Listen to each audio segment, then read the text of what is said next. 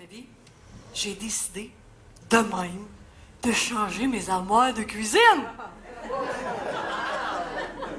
Un beau petit projet. Simple, bien ordinaire, là. Pas compliqué. De base. Fait que je vois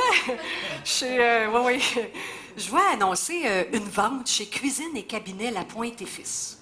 Fait que je me rends là. C'est Michel Lapointe, designer, lui-même, qui me reçoit. Michel. Je pense que le « et fils » dans le nom du magasin, c'est juste un front. Fait que Michel, il me conseille, comprends-tu? Puis là, il m'aide à choisir mes matériaux, les finis, les portes, les poignées de porte. C'est lui-même qui va venir prendre les mesures chez nous. Ça va être bien fait. Là, Michel donne un gros coup de masse de 20 livres dans le mur. « Oh, je mets pas cette puce, c'est une 1948, la cheminée est au milieu, sac tes murs à terre, fais-toi une aire ouverte. » Tu sais, les aires ouvertes, là, c'était à la mode, les aires ouvertes. Tout le monde tripe ces aires ouvertes. Tu sais, t'as plus de mur pour mettre tes cadres, mais t'as une aire ouverte. Moi, là, je vais avoir une belle grande salle à manger. Ça va être extraordinaire. Je vais avoir pas mal plus grand pour manger tout seul. Ça va me coûter combien, ça? Michel, le chiffre qu'il y a en bas de ta facture, c'est-tu ton numéro d'assurance sociale, ça?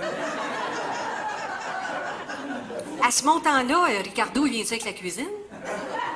Mais là, l'urgence, c'est de me trouver un entrepreneur.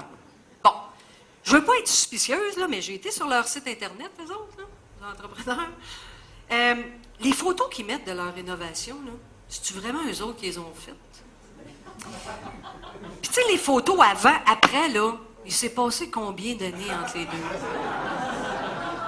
En tout cas, moi, j'en ai rencontré 3. Le premier, il cherchait mon mari.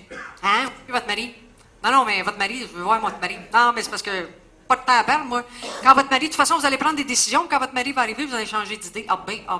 Je suis pas mal en train de changer d'idée, mon homme. Attends-tu un 2x4 dans le front, Garvey, d'abord?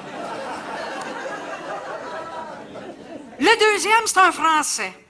Non, j'ai rien contre les Français.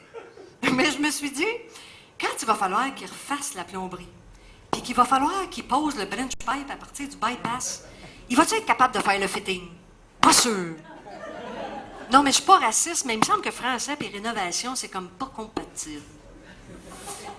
Le troisième, pendant qu'il me parlait, là, dans ma TV de cuisine, j'avais comme sa face.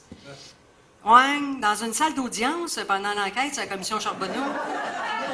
Là, mon Michel, pour me calmer, il décide de m'amener magasiner mes sanitaires. Saviez-vous ça, vous autres, que pour acheter un bain, faut que tu l'essayes? Moi, je savais pas ça.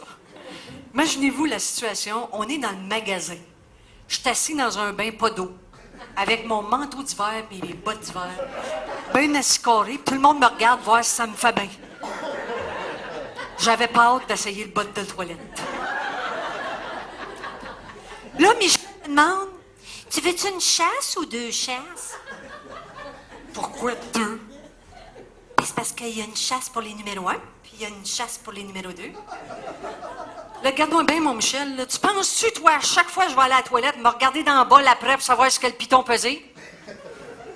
Puis quand t'as une gastro, c'est mélangeant en Simonac, là. Là, il me tire vers les électroménagers. Bon. Là, moi, je le savais, il m'avait gossé un trou de 33 pouces pour le frigidaire. Moi, je savais que c'était trop petit. Mais lui, il me dit non, ça faisait. Bon. Il était trop petit, mon trou, parce que moi, j'avais opté pour un modèle allemand. Hein? Déjà, quand tu ouvres la porte du frigidaire, ça mange 2 pouces sur ton trou, là. Fait que mon modèle allemand, là, t'avais beau pousser, mon trou était pas assez profond puis pas assez large pour un Allemand. Fait que j'ai été obligée d'opter pour un Québécois. Mais le Québécois, même le modèle standard, t'as beau le pousser jusque dans le fond, t'as toujours un bout de 5 pouces qui dépasse. Ben, arrange ça comme tu veux. Le maudit bout de 5 pouces, tu vas tout le temps l'avoir d'en face. Là, Michel, il me dit quelle couleur tu fais tes plafions? Ben, blanc. Ah oui, mais c'est parce qu'il y a beaucoup de blanc. Il y a blanc Enfant des neiges, blanc coquille d'œuf, blanc patio, blanc bonnet blanc. Regarde, blanc plafond. Ça marche-tu, blanc plafond? Oui, ben d'accord. Mais c'est parce qu'il y a beaucoup de lustrés, hein. Il y a lustré, perlé, velouté. Ah, puis il faudrait aussi que je te parle de la céramique. La céramique, il y a de la 3 par 6, la 4 par 8, la 10 par 12, la 12 par 20, la 12 par 24. Il y en a de la lustrée, de la carrée, de l'embossée, de la petite, de l'épaisse, de la grosse. Tu peux la mettre debout, couchée, de bien, alignée, pas alignée. Oh, puis il faut que je te parle aussi du coulis, hein. Parce que dans les craques, il faut que tu mettes un coulis. Ça pourrait être les coulis à l'époxy, tiens. Regarde, mon Michel, mets-toi donc ce que tu veux dans les craques. Je m'en sac!